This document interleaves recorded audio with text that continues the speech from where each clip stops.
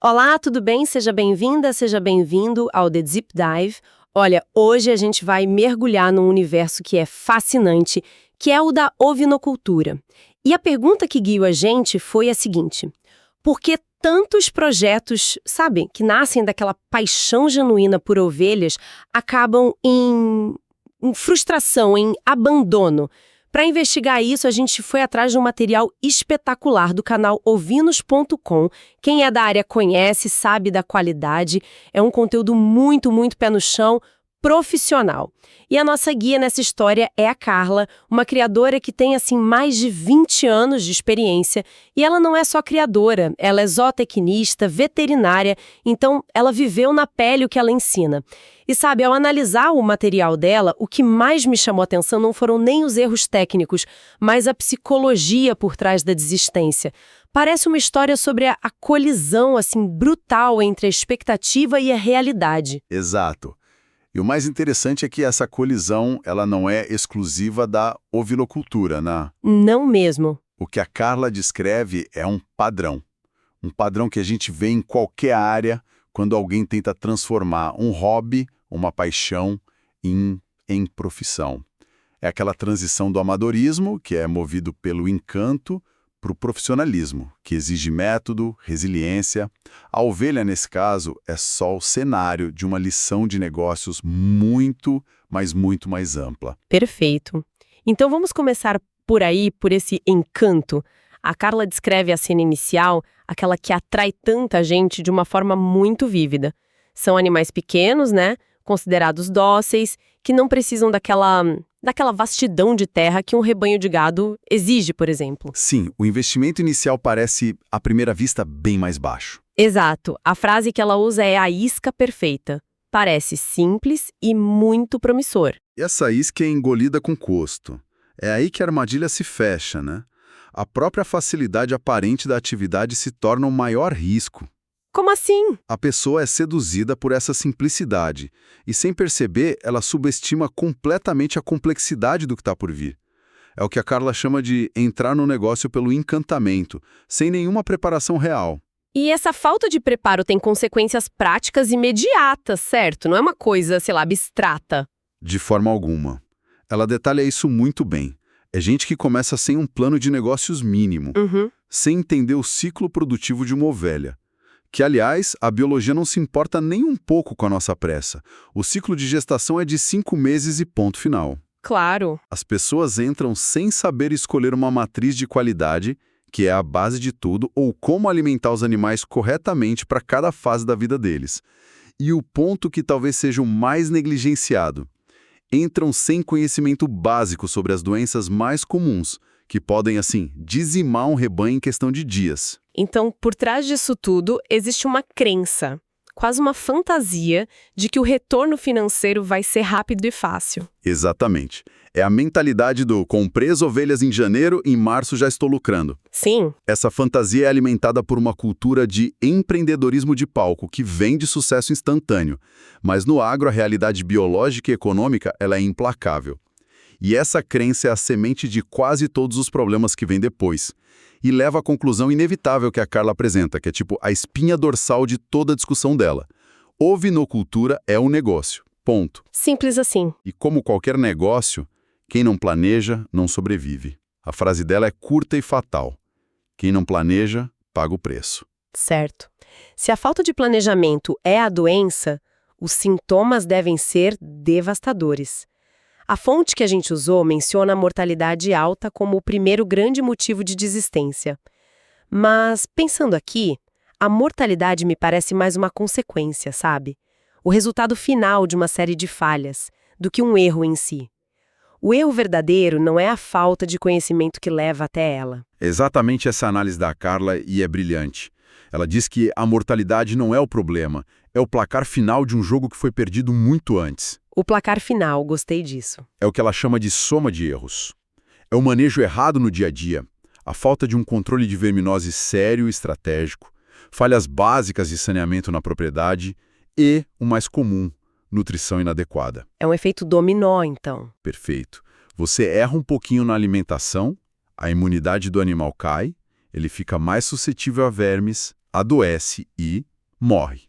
A morte é só a última peça a cair. E o impacto emocional disso deve ser brutal. Eu fico imaginando a cena.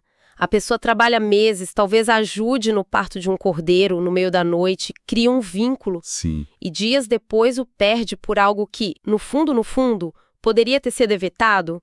Não é só um prejuízo financeiro, é uma pancada na alma. É o que mais desanima, segundo a Carla. A frase dela é direta. Nada desanima mais um criador do que perder um animal. Imagino. Porque ali morre o resultado do trabalho, o futuro do rebanho e, principalmente, um pouco da esperança. E para ilustrar como isso é evitável, ela usa uma metáfora poderosíssima. Qual? Ela diz: a mortalidade só entra numa criação quando você abre a porta para ela. Isso muda tudo. Tira a culpa da fatalidade e coloca a responsabilidade na gestão. E como se fecha essa porta? Com conhecimento e prevenção. A lógica do negócio, segundo ela, precisa ser proativa, não reativa. É preciso agir antes que os problemas se instalem. Antecipar, né? Isso. Significa ter um calendário sanitário, fazer exames, monitorar a alimentação, ter um ambiente limpo. É uma cultura que premia quem age antes, não quem corre para apagar incêndios depois que o animal já está doente. E claro, essa cultura de prevenção custa dinheiro e tempo, o que entra em conflito direto com aquela ansiedade pelo lucro rápido. Um erro alimenta o outro. Impressionante como um erro tão visível como a mortalidade é, na verdade, um sintoma de algo invisível. Imagino que a falta de um plano mestre, de um norte, seja a doença por trás desse sintoma, não é? O que nos leva ao segundo erro que ela aponta no vídeo. Exatamente. A falta de planejamento. Muitos criadores simplesmente não sabem para onde estão indo. Compram os animais e, sei lá, esperam que as coisas se ajeitem sozinhas. E para tornar isso concreto, a Carla lista uma série de perguntas básicas que um criador amador não sabe responder. Perguntas que qualquer gestor de qualquer área deveria ter na ponta da língua. Que tipo de perguntas, por exemplo? Coisas como: quantas ovelhas do seu rebanho estão prenhas neste momento? Boa pergunta. Quantos cordeiros você espera que nasçam no próximo mês? Qual é a sua taxa de mortalidade real em percentual? Quanto a sua criação está custando por mês de verdade, incluindo ração, sal, remédios, mão de obra? Nossa. E a mais fundamental de todas, qual é o objetivo final do seu rebanho? Você está produzindo carne, genética, lã? Sem saber responder a isso é como navegar no escuro. Você não sabe de onde veio, onde está, nem para onde vai. E a falta dessas respostas, desses números, tem um efeito psicológico, certo? A Carla fala sobre isso. Sim, e é um ponto muito perspicaz. Sem métricas, sem dados para comparar o hoje com o ontem, a pessoa não tem percepção de progresso. Fica tudo no achismo. Exato. A sensação é de que um dia parece sempre pior ou igual ao outro. O esforço diário parece em vão. O desânimo se instala porque não há aquela pequena vitória, aquele número no papel que diz: olha, este mês a taxa de mortalidade caiu 1%. Ou o ganho de peso dos cordeiros aumentou 5%. Isso. Sem isso, a pessoa só enxerga o trabalho e o custo. Sabe que isso me faz pensar? Por que as pessoas resistem tanto a planejar? É só preguiça? Ou tem algo mais profundo? Talvez o planejamento force a pessoa a confrontar verdades desconfortáveis sobre custos, prazos e a real viabilidade do sonho dela. Eu acho que é exatamente isso. O improviso é confortável porque ele vive no campo das possibilidades. O planejamento é desconfortável porque ele vive no campo das probabilidades e dos fatos. Ele te força a encarar o custo real, o tempo real que leva para um animal se desenvolver. Tira o romance da coisa? Exato. Tira um pouco daquela imagem bucólica de criar ovelhas. Mas, como a Carla diz numa frase que é demolidora, quem planeja cria animais, cria produtos. Quem improvisa sobrevive até cansar. Uau! E o cansaço invariavelmente chega. E esse cansaço combinado com a falta de retorno financeiro deve ser a receita para jogar a toalha. O que nos leva direto ao terceiro grande erro, a expectativa do lucro rápido. A forma como a Carla fala sobre isso no vídeo é quase um apelo, né? Ela diz: calma, calma, calma. É um apelo à realidade. A visão de negócio que ela defende é de longo prazo, é sustentável, ela é categórica. A rentabilidade na ovinocultura existe e pode ser muito boa, Mas ela é construída, não é um bilhete de loteria. O lucro real na análise dela não vem primariamente da venda do cordeiro no final. Ele vem da eficiência da operação, vem da organização, da redução sistemática de perdas como a mortalidade que a gente já falou, vem da melhoria genética do rebanho que produz animais mais resistentes, mais produtivos. entendi. Então o lucro está mais em economizar e otimizar do que em simplesmente vender. Está no manejo eficiente. O lucro está na diminuição de gastos com medicamentos porque os animais são mais saudáveis. Faz todo sentido. Está na produção de fêmeas de reposição de alta qualidade dentro da própria fazenda, em vez de ter que ficar comprando. A venda final do produto, seja carne ou genética, é a consequência de um processo bem feito. O dinheiro não aparece magicamente. Ele é cultivado através de boas práticas diárias. É uma construção, tijolo por tijolo, não uma aposta. Certo. Depois de analisar esses 3 erros, a mortalidade como sintoma, a falta de planejamento como causa raiz e a ansiedade por lucro como acelerador do desastre, a grande questão que fica é: o que então diferencia quem desiste de quem persiste e prospera? Qual é o segredo? A resposta da Carla é muito elegante, eu achei. Ela diz que o traço comum dos criadores de sucesso é algo que ela chama de consciência do processo. Consciência do processo? Isso. Eles não estão buscando um resultado mágico, imediato. Eles entendem que a criação é cíclica. Existe o ciclo da reprodução, o do nascimento, o da desmama, o da engorda. É como a agricultura, com as safras. Exatamente.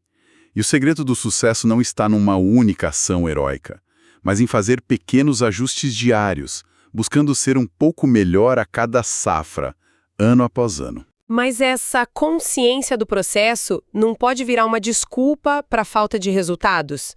Tipo, como um criador sabe se ele está no processo certo ou só, sei lá, adiando um fracasso inevitável, se enganando? Essa é a pergunta-chave.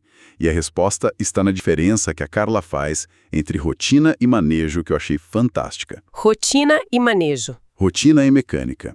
É ir lá todo dia, soltar os animais, botar comida no coxo, trocar água, prender os animais. Qualquer um pode seguir uma rotina. É passivo. Ok. E o manejo? Manejo é estratégia. É ativo. É ir lá e observar os animais.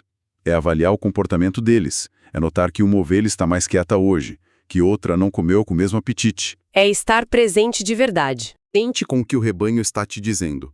Rotina é fazer a mesma coisa todo dia. Manejo é fazer a coisa certa, no dia certo e melhorar o processo para o dia seguinte. Entendi. A pessoa que tem consciência do processo usa o manejo para validar se está no caminho certo. Os dados mostram o progresso, mesmo que seja lento. É a diferença entre ser um tratador e ser um gestor, no fim das contas. Perfeitamente. E se a gente conectar tudo isso, talvez a frase mais poderosa do material dela, que serve para qualquer empreendedor, seja esta: ovelha não muda, quem muda é o criador. Forte essa. A responsabilidade pela evolução do negócio está 100% nas mãos de quem o gere. Não adianta culpar o animal que não engorda, o clima que não ajuda, o mercado que não paga bem. A mudança, a adaptação, a busca por conhecimento, tudo tem que partir de quem está no comando. A ovelha vai continuar sendo uma ovelha. O que você faz com ela é que define o resultado. E o que dá uma força incrível para essa mensagem é a honestidade dela. A Carla, com toda essa bagagem, né, zootecnista, veterinária, criadora há mais de 2 décadas, ela admite com todas as letras que já pensou em desistir. Ela conta que no começo enfrentou problemas seríssimos de mortalidade de cordeiros e até de animais adultos. Ela sentiu na pele a frustração. E isso é que gera conexão, credibilidade. Ela não fala de um pedestal teórico, sabe? Ela usou a própria frustração como combustível. Em vez de desistir, ela foi para cima. Exato.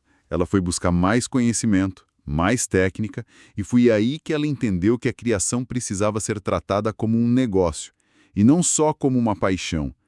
Essa vulnerabilidade valida todo o discurso. Mostra que o caminho que ela ensina é um caminho que ela mesma trilhou.